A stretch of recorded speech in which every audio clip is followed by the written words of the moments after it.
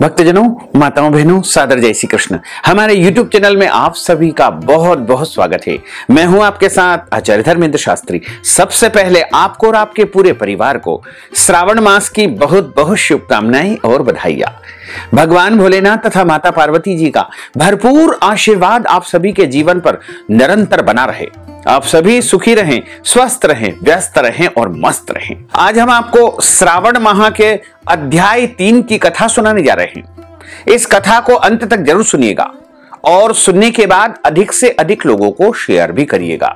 सनत कुमार बोले कि हे भगवान, आपने श्रावण मास का संक्षिप्त में वर्णन किया है। हे स्वामिन, इससे हमारी तृप्ति नहीं हो रही है, अतः आप कृपा करके विस्तार पूर्वक इसका वर्णन करें, जिसे सुनकर के हे सुरेश्वर मैं कृतकृत्य और धन्य हो जाऊंगा। ईश्वर यानी देवाधिदेव महादेव कहते हैं, हे योगीश, जो बुद्धिमान नक्त व्रत के द्वारा श्रावण मास को व्यतीत करता है वह 12 महीनों में नक्त व्रत करने के फल का भागी होता है। नक्त व्रत में दिन की समाप्ति के पूर्व सन्यासियों के लिए एवं रात्रि में गृहस्थों के लिए भोजन का विधान है। उसमें सूर्यास्त के बाद की 3 घड़ियों को छोड़ करके नक्त भोजन का समय होता है। सूर्य के अस्त होने के पश्चात 3 घड़ी संध्या काल होता है। संध्या वेला में आहार करना, मैथुन करना और सोना यानी निद्रा लेना, ये काम जो है वर्जित माने गए हैं। इसके अलावा इस संध्या काल में पढ़ाई लिखाई करना, स्वाध्याय करना भी वर्जित माना गया है। गृहस्थ और यति के भेद से उनकी व्यवस्था के विषय में आप मुझसे सुनिए। सूर्य देव के मंद पड़ जाने पर जब अपनी छाया अपने शरीर से दुगनी हो जाए, उस समय के भोजन को यति के लिए नक्त भोजन कहा गया है। रात्रि भोजन उनके लिए नक्त भोजन नहीं होता है। तारों के दृष्टिगत होने पर विद्वानों ने गृहस्थ के लिए नक्त कहा है। यति के लिए दिन के 8वें भाग के शेष रहने पर भोजन का विधान है। उसके लिए रात्रि में भोजन का निषेध किया गया है। गृहस्थ को चाहिए कि वह विधि पूर्वक रात्रि में नक्त भोजन करे और यति, विधवा तथा विधुर व्यक्ति सूर्य के रहते नक्त व्रत करे। विधुर व्यक्ति यदि पुत्रवान हो तब उसे भी रात्रि में ही नक्त व्रत करना चाहिए। अनाश्रमी हो अथवा आश्रमी हो अथवा पत्नी रहित हो अथवा पुत्रवान हो, उन्हें रात्रि में नक्त व्रत करना चाहिए। इस प्रकार बुद्धिमान मनुष्य को अपने अधिकार के अनुसार नक्त व्रत करना चाहिए। इस मास में नक्त व्रत करने वाला व्यक्ति परम गति को प्राप्त करता है। मैं प्रातः काल स्नान करूंगा, ब्रह्मचर्य व्रत का पालन करूंगा, नक्त भोजन करूंगा, पृथ्वी पर शयन करूंगा और प्राणियों पर दया करूंगा। हे देवाधिदेव, इस व्रत को प्रारंभ करने पर यदि मेरी मृत्यु हो जाए तो हे जगतपते, आपकी कृपा से मेरा व्रत पूर्ण हो। ऐसा संकल्प करके बुद्धिमान व्यक्ति को श्रावण मास में प्रतिदिन नक्त व्रत करना चाहिए। इस प्रकार नक्त व्रत करने वाला भगवान महादेव कहते हैं कि मुझे अत्यंत प्रिय होता है। ब्राह्मण के द्वारा अथवा स्वयं ही अतिरुद्र, महारुद्र अथवा रुद्र मंत्र से महीने भर प्रतिदिन रुद्राभिषेक करवाना चाहिए। हे वत्स, मैं उस व्यक्ति पर प्रसन्न हो जाता हूं क्योंकि मैं जलधारा से अत्यंत प्रीति रखने वाला हूं।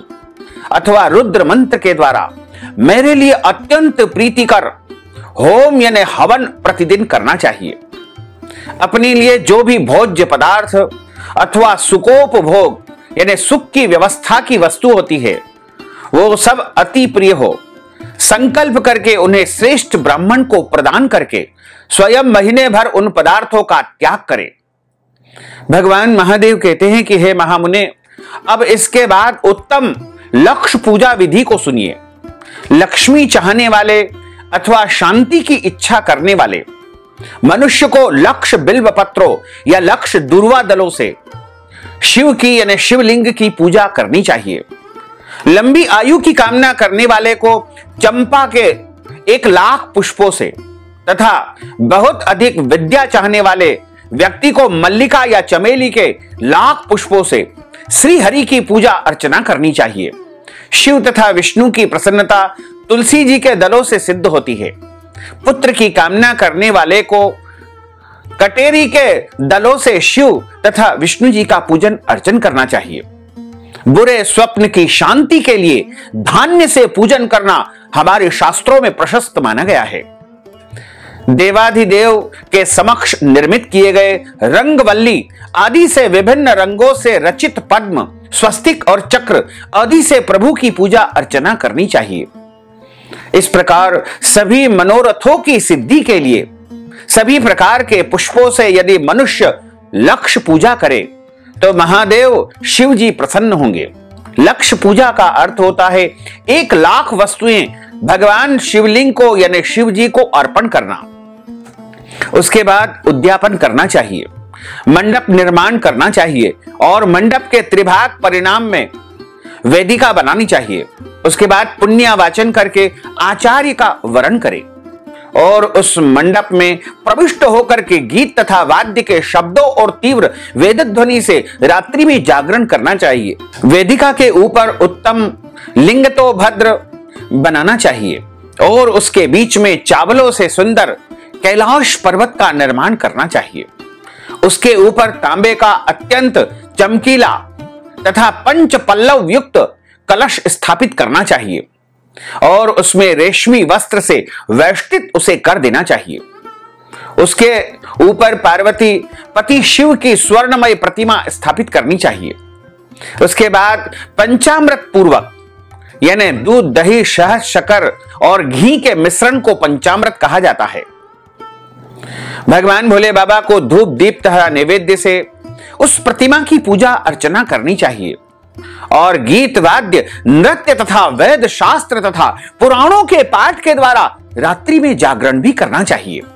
इसके बाद प्रातःकाल भली भांति स्नान करके पवित्र हो जाना चाहिए और अपनी शाखा में निर्दिष्ट विधान के अनुसार वेदिका निर्माण करना चाहिए।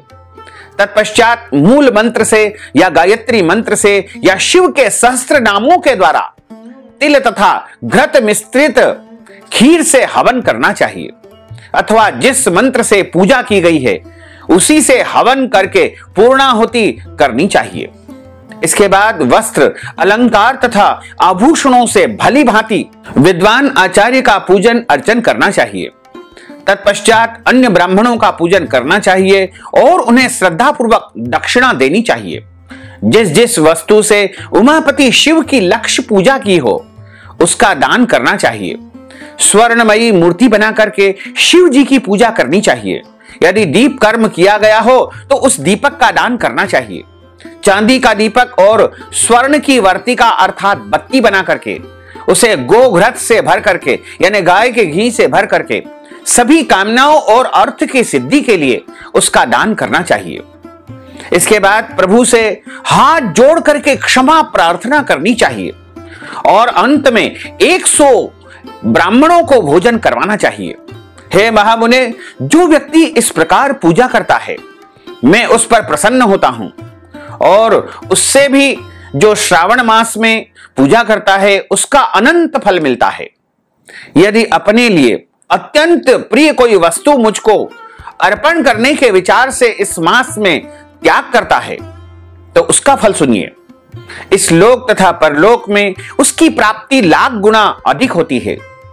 सकाम करने से अभिलाषित सिद्धि होती है और निष्काम करने से परम गति मिलती है। श्रावण के महीने में विद्वान ब्राह्मण के माध्यम से रुद्राभिषेक करवाने वाला मनुष्य उसके पाठ की अक्षर संख्या से एक एक अक्षर के लिए करोड़ करोड़ वर्षों तक रुद्र लोक में प्रतिष्ठा को प्राप्त करता है।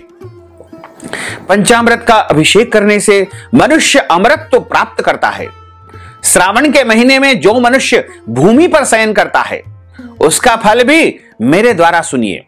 हे द्विजश्रेष्ठ, वह मनुष्य 9 प्रकार के रत्नों से जड़ी हुई सुंदर वस्त्र से आच्छादित, बिछे हुए कोमल गद्दे से सुशोभित, देश तकियों से युक्त, रम्य स्त्रियों से विभूषित, रत्न निर्मित, दीपों से मंडित तथा अत्यंत मृदु और गरुड़ाकार प्रबाल मणि निर्मित अथवा हाथी दांत की बनी हुई अथवा चंदन की बनी हुई उत्तम तथा शुभ सैया को प्राप्त करता है। इस मास में ब्रह्मचर्य का पालन करने से वीर्य की दृढ़ पुष्टि होती है, ओज बढ़ता है, बल बढ़ता है, शरीर की दृढ़ता और जो भी धर्म के विषय में उपकारक होते हैं उन सब की वृद्धि होती है, वह सब उसे प्राप्त हो जाता है। निष्काम ब्रह्मचर्य व्रती को साक्षात ब्रह्म प्राप्ति होती है और सकाम को स्वर्ग तथा सुंदर देवांगनाओं की प्राप्ति होती है।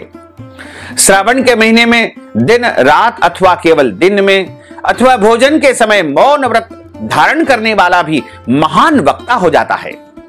व्रत के अंत में घंटा और पुस्तक का दान करना चाहिए। मौन व्रत के महात्म्य से मनुष्य सभी शास्त्रों में कुशल तथा वेद वेदांगों में पारंगत हो जाता है तथा बुद्धि में बृहस्पति के समान हो जाता है।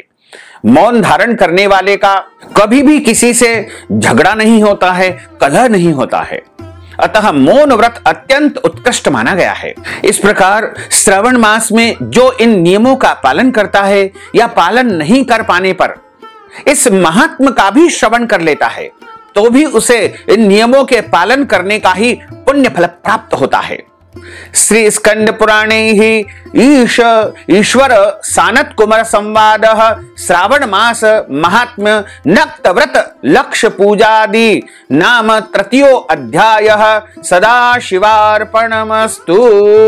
अच्युतम केशवम राम नारायणम कृष्ण दामोदरम वासुदेवम हरे श्रीधरम माधवम गोपिका वल्लभम श्री जानकी नायकम श्री रामचंद्रम भजे जानकी मनोहरम सर्वलोक नायकम श्री शंकरादि सेवितम पुण्य नाम कीर्तनम श्री राम राम राम राम राम नाम तायकम रामा कृष्ण वासुदेवा भक्ति मुक्तिदायकम रामा कृष्ण वासुदेवा भक्ति मुक्तिदायकम रामा कृष्ण वासुदेवा भक्ति मुक्तिदायकम।